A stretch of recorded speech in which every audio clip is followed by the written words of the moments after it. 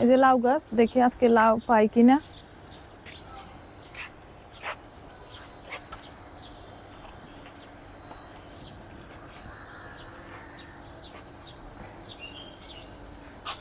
এই যে একটা লাউ, এই লাউটা আজকে কাটবো। এই যে এটা এখন কাটবো।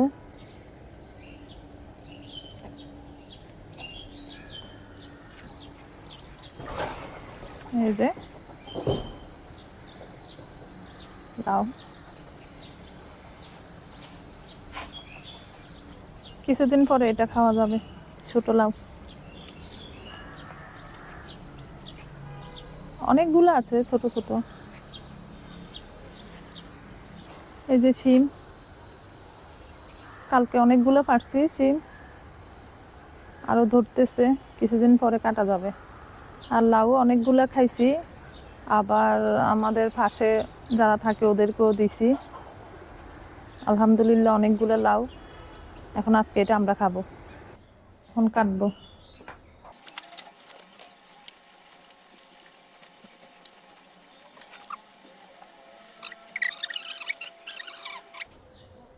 লাউ কাটা শেষ, এখন লাউগুলা ধুয়ে নিব।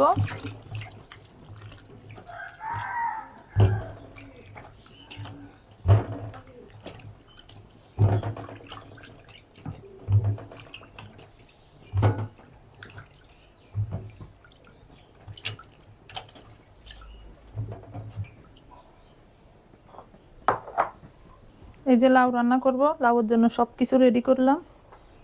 এখন আমি দিয়ে দিব চিংড়ি মাছ। এই যে হলুদ, মরিচ, লবণ, রসুন, পেঁয়াজ,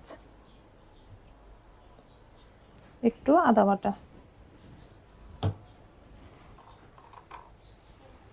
দুটা কাঁচামরিচ ভেঙে দিয়ে দিলাম, মাসকলের ডাল,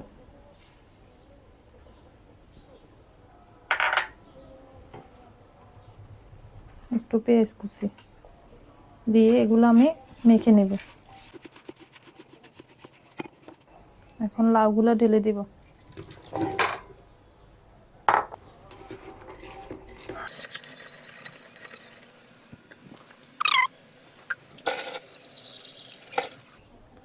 অল্প একটু পানি দিয়ে দিলাম। এখন আমি এটা বসিয়ে দিলাম। আজকে লাউটা প্রেসার কুকারে রান্না করব।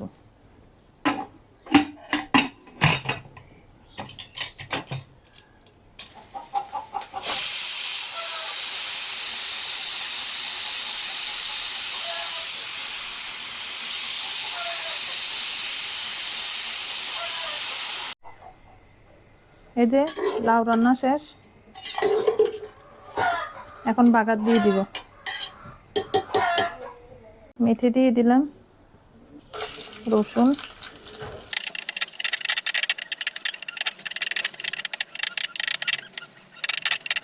রসুনটা লাল লাল হয়ে গেছে। এখন আমি লাউগুলা ঢেলে দিব।